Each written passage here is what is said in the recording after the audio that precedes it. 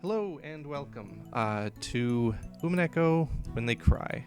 This may or may not be the first episode you're coming in on, but this nonetheless is episode 1. I did record a bit of recap up to the point where I had played in the game before, which I called episode 0.1, 0.2, and 0.3. However, that was just a few hours of catch-up, and this will be the first blind content in the playthrough. This will be our true episode 1, the real start. If this is the first episode you're coming in on, I'll explain. I have never played any When They Cry games before, never touched Higurashi, obviously have not played Umineko except for the little bit that I did months ago. And in the previous episodes that I recorded, just a quick recap of what we saw, we met Battler and the rest of his family in an airport. We followed Battler and Co. On a plane and a boat to the island of Rokkenjima that his family owns, specifically his grandfather, Kinzo. They made their way up the island through the garden to the guest house where we met various staff members. And the parents of the cousins split up to go have tea while the kids stayed behind and caught up after being apart, specifically Battler for 6 whole years. And the parents met up with the kids for lunch. At the time, Grandpa Kinzo refused to come down. The parents then got together and discussed the family fortune while the kids separated and went to go see the water at the coast. That is where this scene happened, which is the extent of what I played up to. After this wonderful CG of Eva stopped, Natsuhi ran away crying, and that is all we've gotten to so far. That's everything I had played on my own. So yeah, just a very short amount of episode 1. Aside from that, I know nothing about the series at all. Like I said before, I assume it's going to be some kind of murder mystery story or something. I know there are witches and magic.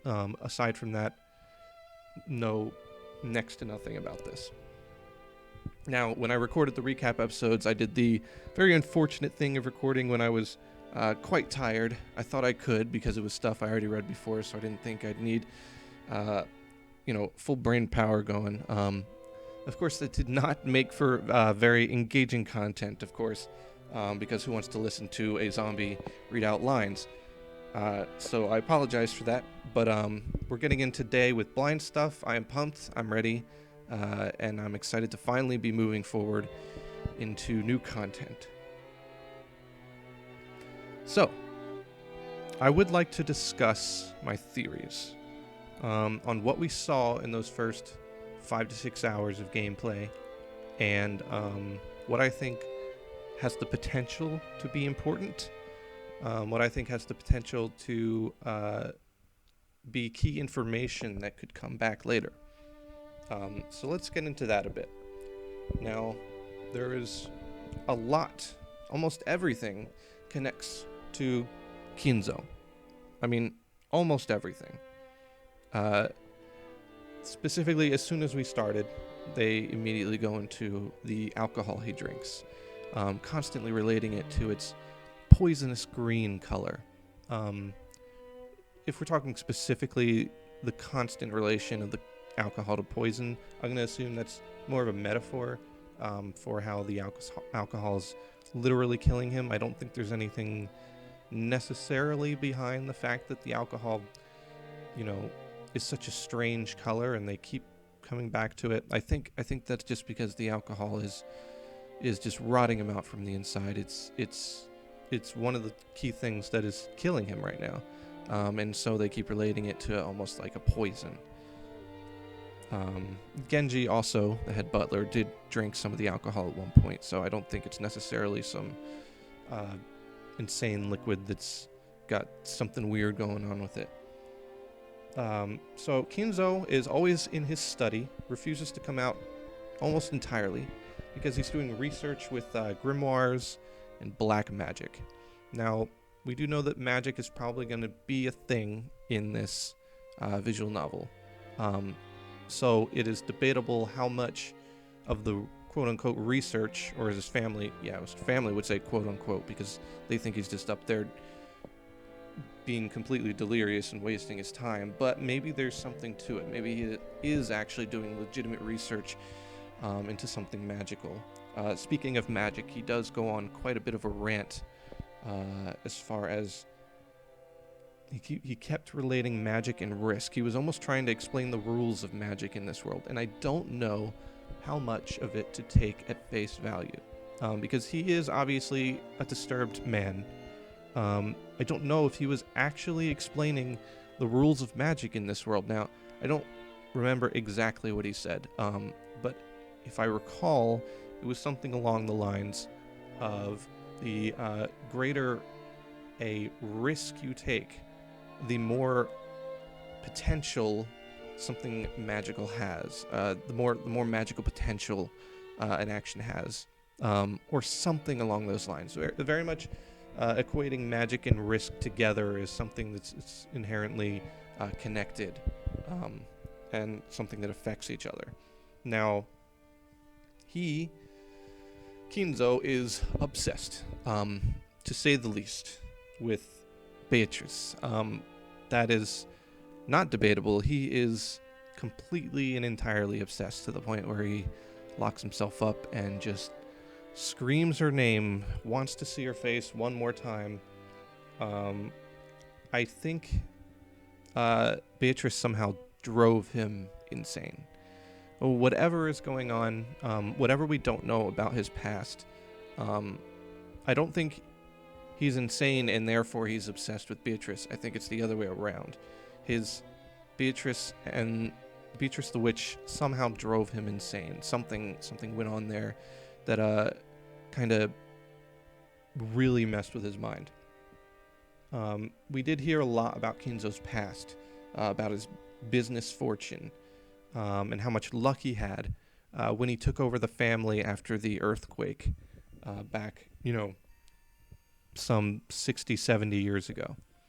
Now, there's two possibilities here, and that's that Kinzo first met Beatrice the witch way back then, and he made some kind of deal for good luck and fortune as far as the family goes. He made some kind of deal to forever give his family prosperity. Or he met Beatrice on the island, and that's why Beatrice is said to own most of the island, except for the small part of the island that the family property is on. I'm not sure which, but based on Kinzo's luck early in life, I'm going to assume that is when he first came across the witch, and made some kind of deal with her. Now, I think this deal that he made brought about a curse, as far as I'm understanding things. We don't know the nature of the curse exactly. We know that whatever deal Kinzo made, he regrets deeply, and he just wants to see, the center of his obsession again, and wants to give back everything that this deal he made gave him. And that might be because the curse made the deal not worth it. Now, he specifically says that because of the curse, all his children are failures to the family name. They don't live up to the Ushiromiya family expectation. He's disappointed with everyone. This could be because of the curse. This could be a part of the curse. Everyone's destined or doomed to fail in their everything they try to do in life. Everyone below Kinzo, which kind of contradicts the whole. I would assume he made a wish. Okay, so I think, if I'm going to just make a complete guess here, probably completely wrong, I think he made a deal to have prosperity in life when he was young, or at least his goals in life would succeed. He would be successful in life, but in return, possibly, his children and their children all were cursed to not be as successful, to fail in their comings. Now, this could be entirely wrong, but we do know that Kinzo relates the curse to the reason why his family, everyone in his family, are failures below him. Now, I was thinking of other things the curse could affect. We don't have any reason for Natsuki's headaches. Could that be something that the curse affects? Now, if the curse specifically affects people more or just on the island of Rokkenjima, we've seen everyone who lives on Rokkenjima in the family have issues. Natsuki's headaches. We've seen that Kraus who should be good at predicting, stocks and financial booms, has had almost entirely exclusive business failures in this regard. I don't know if Jessica would be the other person in the family who has been living there.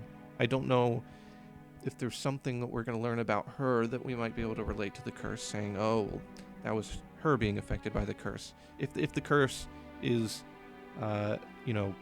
part of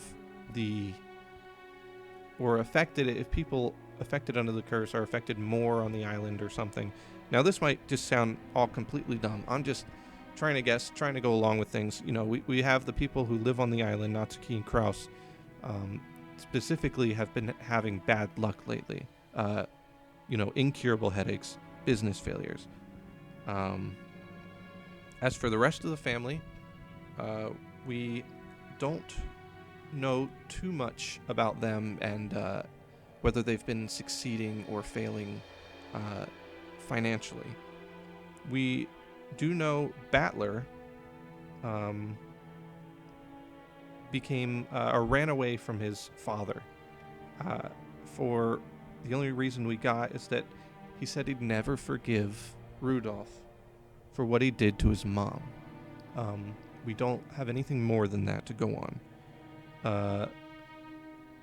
But we know that Battler went to his grandparents, and after they died, he was recently forced to come back home, I believe. So, I assume we're going to learn much more about that. Everyone in the family has the family symbol on their clothing. At least most of them do. Whether this was some kind of requirement of Beatrice's in some kind of deal, they all wear some kind of maybe it's like the sign of the curse or something, for all I know. Or it's simply Kinzo, takes family so importantly, considers family so important, and everyone needs to succeed and everyone needs to represent the family with this symbol. Along those lines, Ava has a very interesting tattoo. No one else, as far as I could see, had the tattoo. I don't believe the tattoo is the family symbol. It looks quite different from the symbol on everyone's clothes. So I don't know if that tattoo, it's quite distinct. I don't know if that is going to be important somehow. Kinzo has an obsession with everything Western. As if he didn't already have enough obsessions. Now, the Western thing is interesting because we see lots of things related to being Western over the course of the first 5 hours of gameplay. The mansion is in Western style and was built as soon as he came to the island. They specifically mention how Beatrice is Western looking. She's got the blonde hair, and she's definitely not Japanese. And then everyone in the family, everyone's in the family's name is a Western name. Battler, Rudolph, Jessica, George, Maria, Rosa. These are not typical Japanese names, and it's kind of played off as a joke at first. Battler's always like, oh my god, why does everyone have to be named like this? It's so dumb. Grandpa's so weird. But I think there's something to it. It might have even been a requirement, something that Grandpa had to do, Kinzo had to do, or something that was just fated to come after he made some sort of deal. Now, I'm going on the premise here that everything happened because of a deal that Grandpa made, that Kinzo made, and that's just my biggest theory right now. Everything I'm saying could completely fall apart if we learn that there was no kind of deal made, but I think it's heavily implied that there was. So that is kind of how I'm basing every one of my predictions around right now, is the idea that there was a deal made that had consequences. The deal and a curse. You make the deal, you suffer the curse later. Something along these lines. Now, speaking of Beatrice, Kinzo specifically remarks that she is stuck with him for all eternity. That she can't escape. She's always going to be there. However, she will not show her face to him anymore. Which is interesting. I don't know how or why this would be the case. He always talks like she's in the room, like she's right there listening to him. So I think he assumes that Beatrice is stuck with him, just refusing to reveal herself. That she's always there watching. Which is interesting and sounds like something that a witch wouldn't necessarily be happy about. She might be just waiting for him to croak, keel over, and die. When that will happen, we don't know. He was supposed to die, a year ago, and he's still hanging on. They keep saying it's because of his willpower, but I think it might have something to do with, everything going on. It might be something magically related. As far as the rest of the family goes, we don't know anything about Maria's father. We know he had a place set for him at the lunch table. So I assume that he is welcome to Rokkenjima. He was not forbade from coming. Kinzo specifically mentioned that was Rosa's failure, was marrying someone who was not worthy. But there's still a place set for him at the table. He was still expected to come, at least. So it's not to the point where he's shunned from family meetings and stuff. And then there's one of the much more mysterious things. They mention offhand Ange-chan, Battler's sister. Ange, maybe? I think. Ange? Battler has a sister who was not feeling well and could not attend. Actually, I don't know if she was supposed to attend or not. She didn't have a place setting at the table set for her like Maria's father did. And it's unclear whether that is a daughter of Battler's real mother or if it is a daughter between Rudolph and Kairi. Not sure there. It could be Battler's half-sister. Now, Beatrice the Witch in the present. If we ignore things that happened in the past, there's the portraits. There's portraits all over the house. We've seen one in Kinzo's room. We've seen the giant one in the main hall. Possibly something that Beatrice is watching people through. I don't know if there's something special about these portraits, but they're set up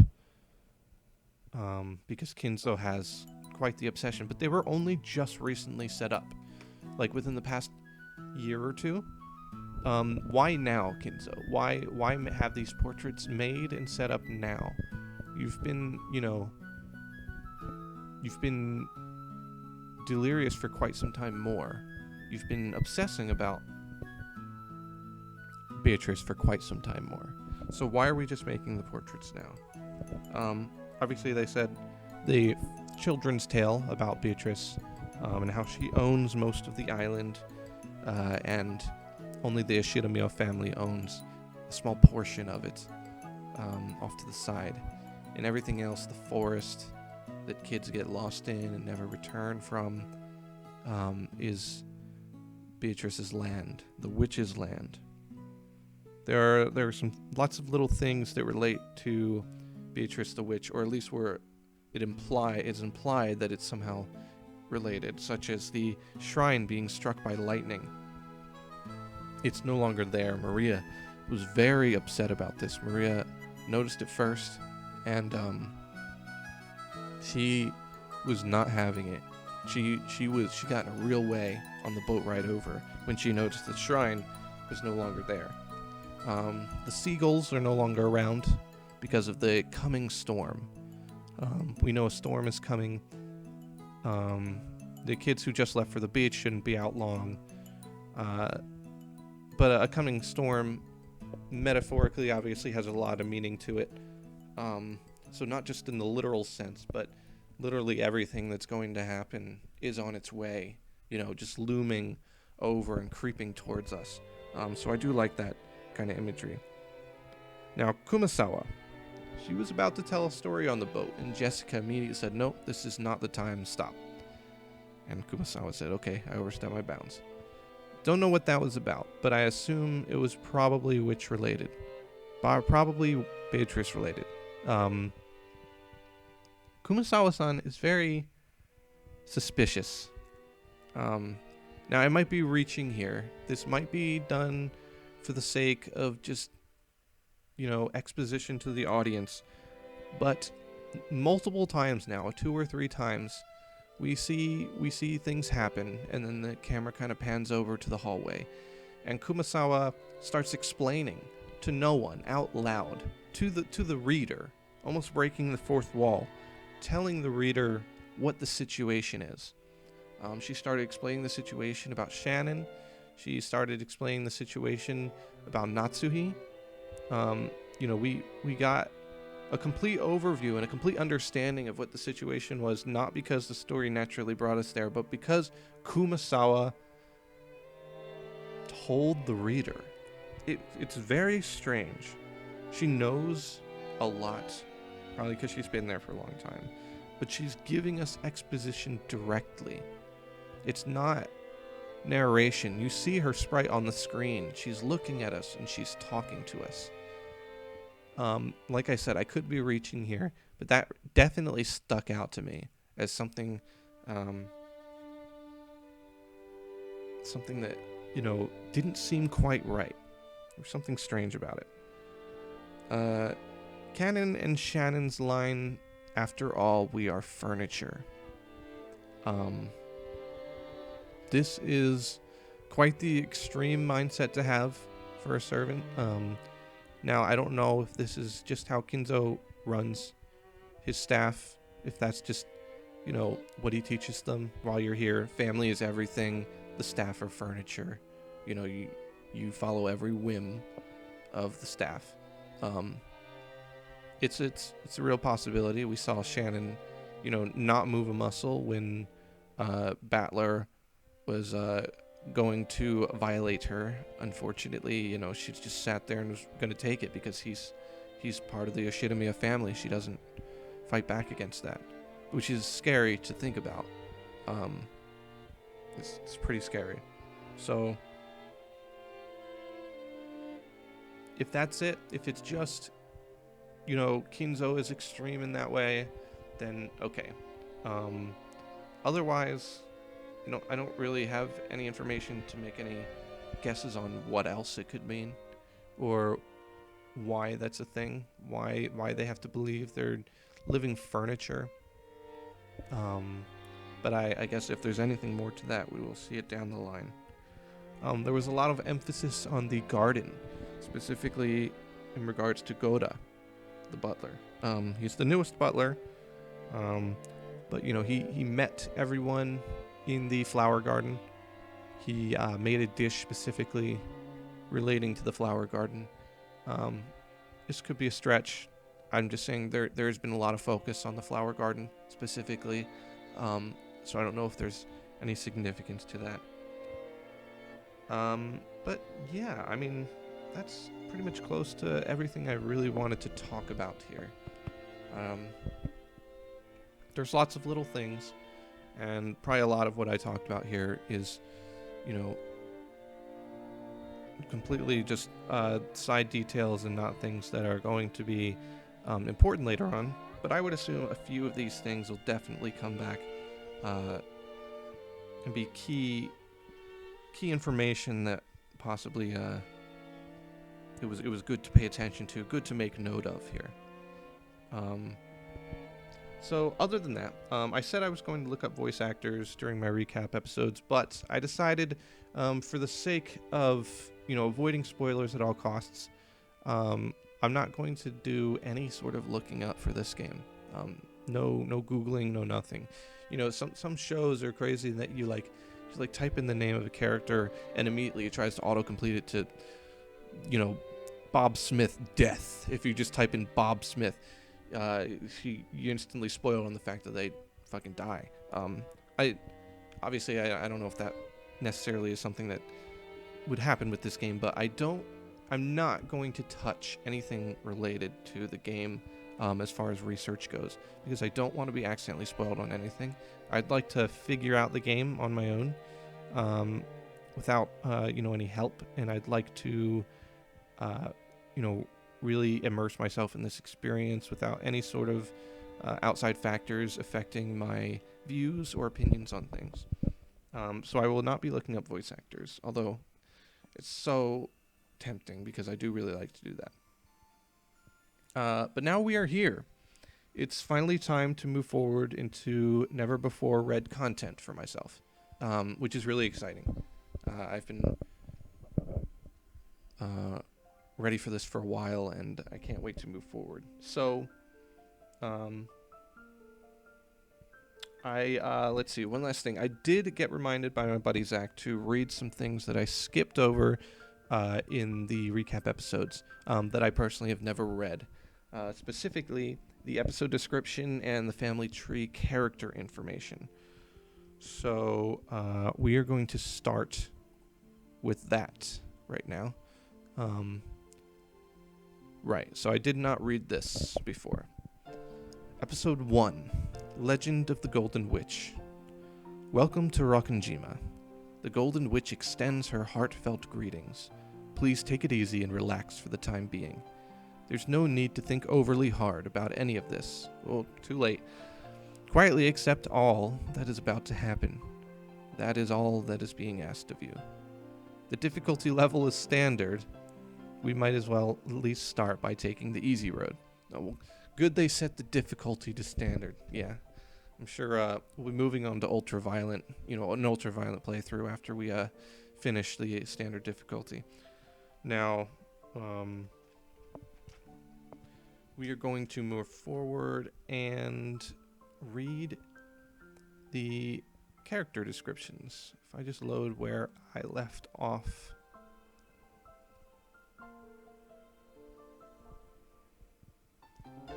So the family tree, I looked at it as I filled out things, but I did not really go too much into the information that it gave. So I think this episode 1, starting here with the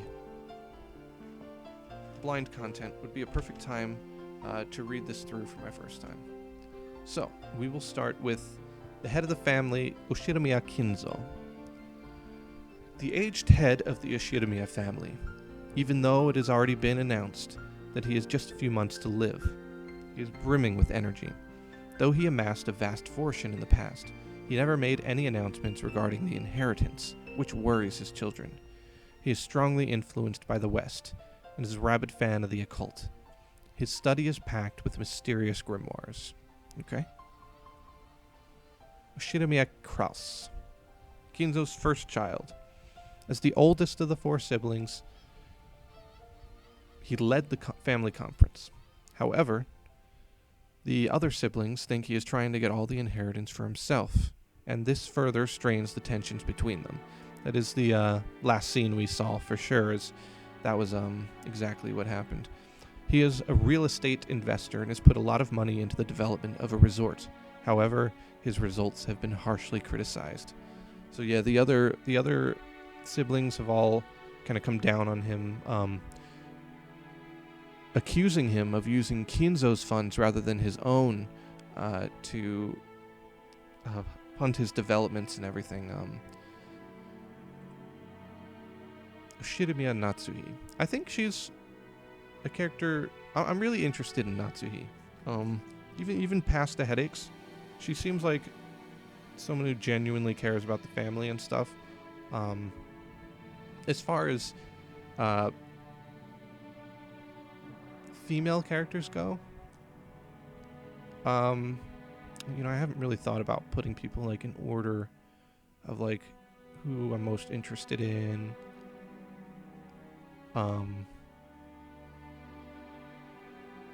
Eva is very interesting but scary.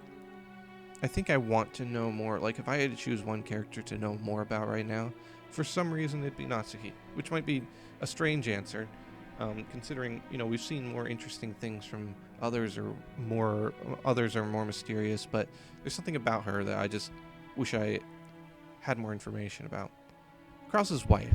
She manages the household of the Ushiromiya family head in place of her husband, who takes little interest in such matters. She was in charge of all preparations and arrangements for this family conference. She possesses a strong sense of responsibility and a great deal of pride. However, neither her husband nor his siblings understand her very well, so her position is far from enviable. And she's not understood by anyone, which is pretty sad.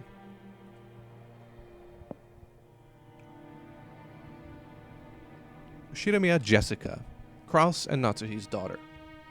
In the absence of any irregularities, it is thought that she will eventually inherit the headship of the Ushiromiya family, or technically, her husband will. However, she seems to have no interest in all of this. She was born with weak bronchi and sometimes assailed by sudden asthma attacks. Oh, okay, this is something I did forget. Maybe this could relate to the, in-house living curse thing that I was talking about. Specifically, these three, now, with the asthma attacks, weak bronchi, almost seem like they're the most down on their luck.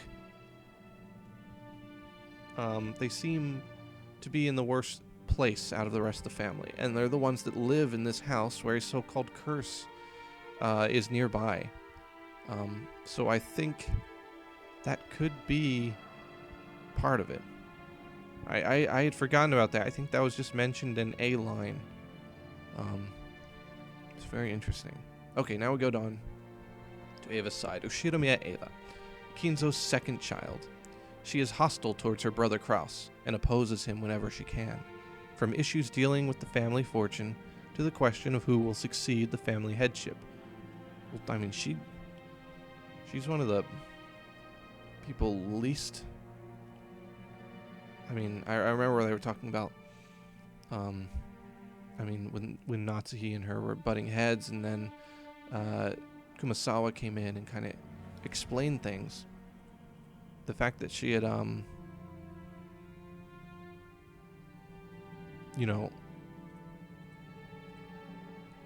couldn't, sorry. The fact that she was less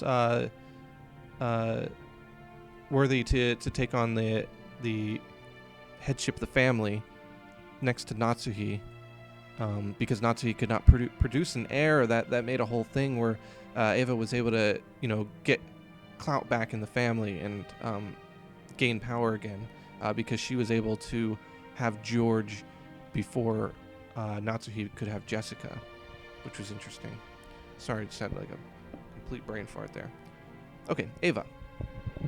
Normally, she would have lost her place in the Ushiromiya family register upon her marriage, but she managed to forcibly overcome this by having her husband take her family name. That's right. Then we go to Ushiromiya Hideyoshi, Eva's husband. He took his wife's name upon their marriage and became a member of the Ushiromiya family. He therefore does not possess the spiteful genes passed down through the Ushiromiya family members, and his bright smile is very refreshing at the family conferences. Yeah, he's a cool guy. He's the best bro of the family. He started his business from scratch and now works as the president of a medium-sized restaurant chain. This chain seems to be growing and performing extremely well. Oh, you know what? The inability to have a child right away could also be curse-related. Didn't think about that. As far as Natsuhi goes, I was only thinking of headaches, but I mean, if we're thinking about the three of them as a whole, the inability to have Jessica for quite a while was definitely a big issue. Interesting. Ushiromiya George, Eva and Hideyoshi's son. An affable young man, liked by everyone in the family. He is currently studying as an assistant for his father's company, and it seems he dreams of making it on his own one day. As the oldest of the four cousins, he acts as their leader and arbitrator.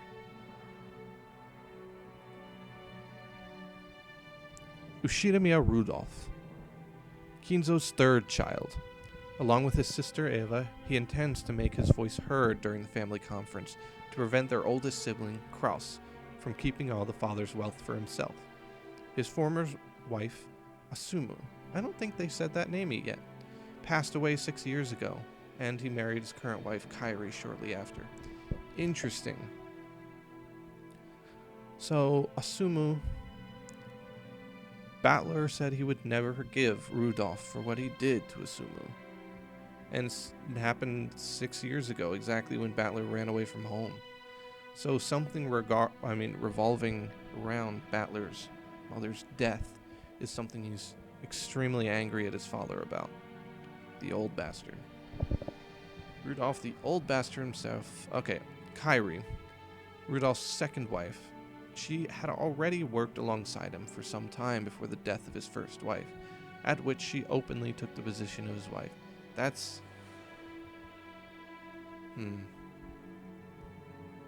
kind of messed up. I don't know. Like, is there something going on there? Kairi seems very nice. She does.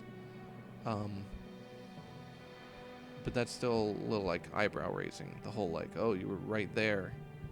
And then immediately, like, swooped in as soon as Asumu died. Interesting. She served as Rudolph's right hand in several shady pieces of business, guiding them to success. She is quick-thinking and well-trusted by her husband. Ushiromiya Battler, the main character himself, the son of Rudolph and his first wife, Asumu.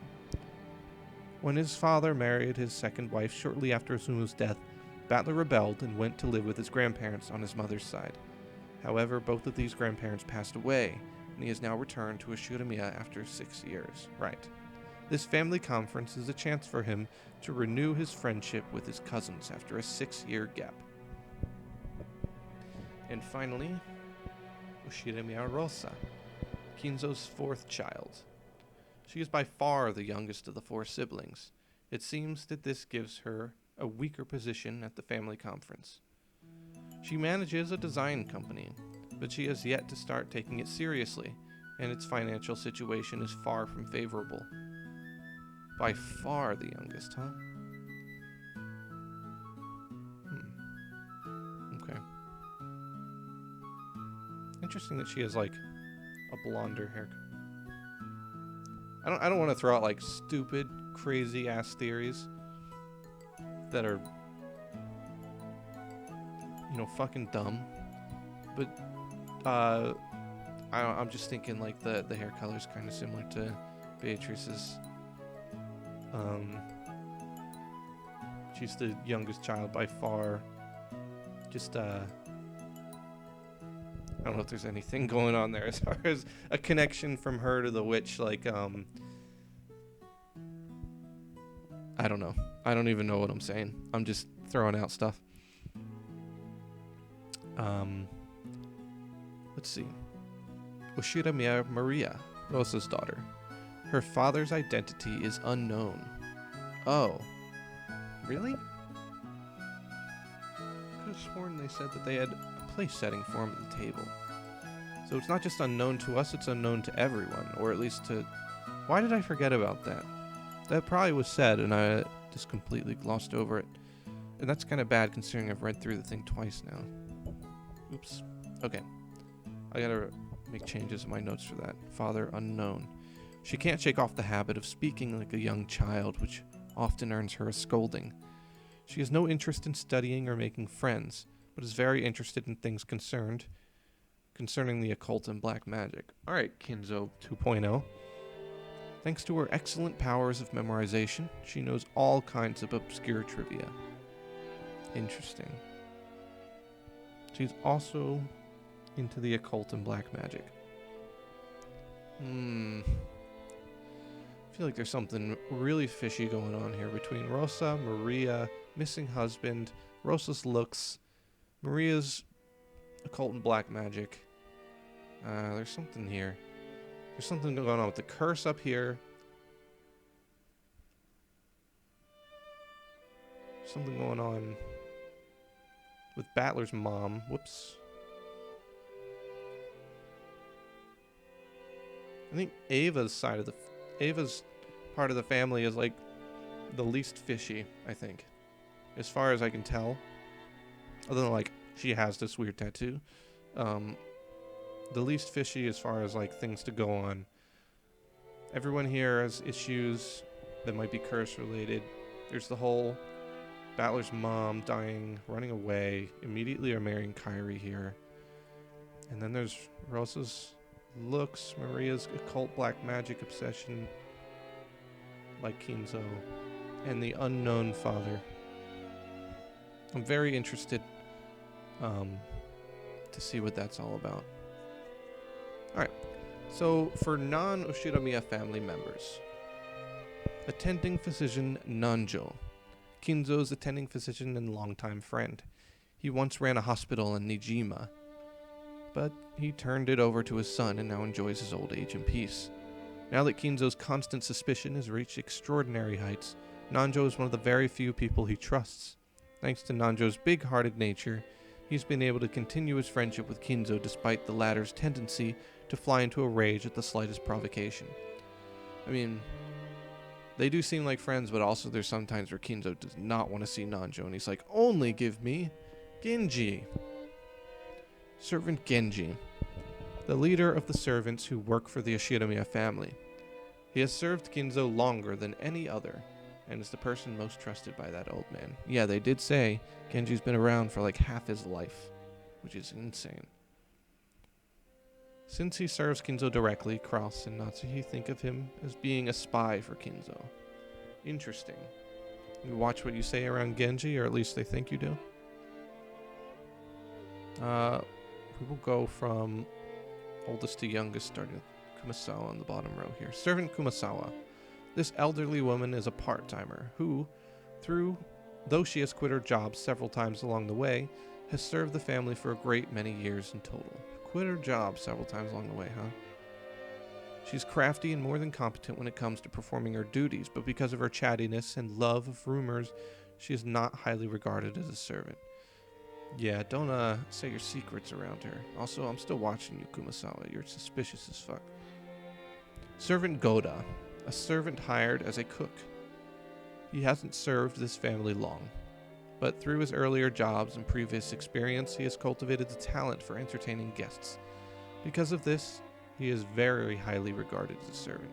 So the oldest servant is not highly regarded. The newest servant is very highly regarded. Now we got Shannon, a young but experienced servant. She's normally calm and performs her job efficiently, but she messes up when she gets nervous. Furthermore, Shannon is nothing more than a pseudonym that she uses when on duty, not her real name. Right, so will the real name be a reveal? Will it tell us something? Oh! Hold on, you have the tattoo under there?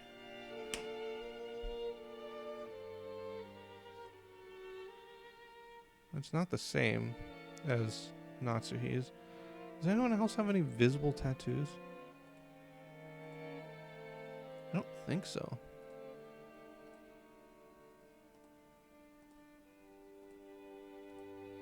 No.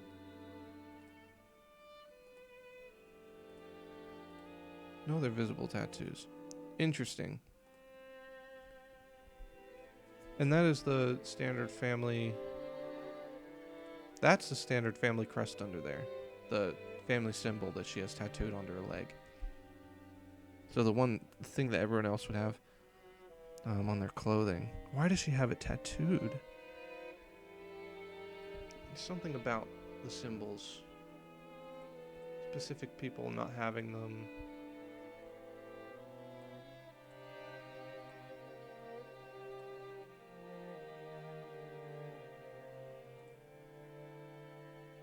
Okay, all the spouses don't have them.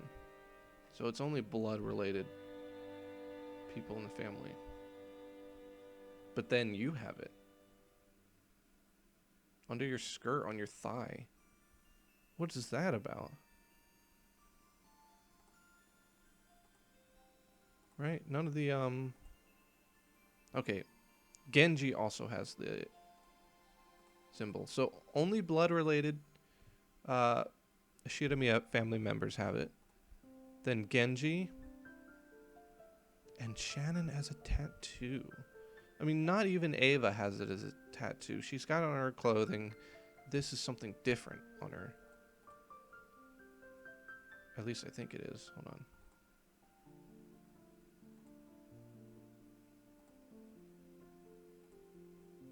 No. Okay, it's not different. It's just two halves of a whole. I'm sorry. Okay. On Ava, that is the family symbol. That's just me not putting if you were to do two of these like reversed, they would come up to form the full symbol, which is this. I see. Okay. So after all that talk about on Ava's tattoo, slightly less suspicious of it now. More suspicious as to why Shannon has it and Genji has it on his clothing. If they're not blood-related family members. So don't know what that's about. Alright, finally. Sorry, Canon. Didn't mean to take so long. A young servant. He performs his duties silently and diligently, but is not so highly regarded as a servant due to his unsociable nature. There are multiple other servants with the "un" character in their pseudonyms. He and Shannon just happen to be the ones on duty that day. Okay. Yeah, the others... Okay. So there are a lot more servants that we have yet to meet, I guess. Oh, you know what? Cannon also has the thing on his collar.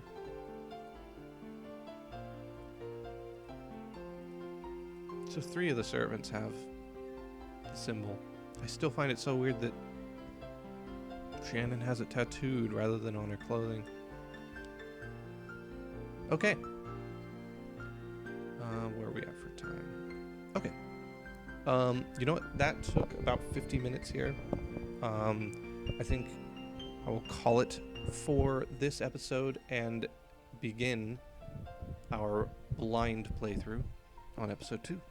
After all that talk about starting with new content on episode 1, I just rambled on for 50 minutes about my own theories. So, thank you for listening. Next time we play, we will be moving on to brand new content, which is great. It's going to be great. So, stick around for that. Thank you for watching, and I will see you next time.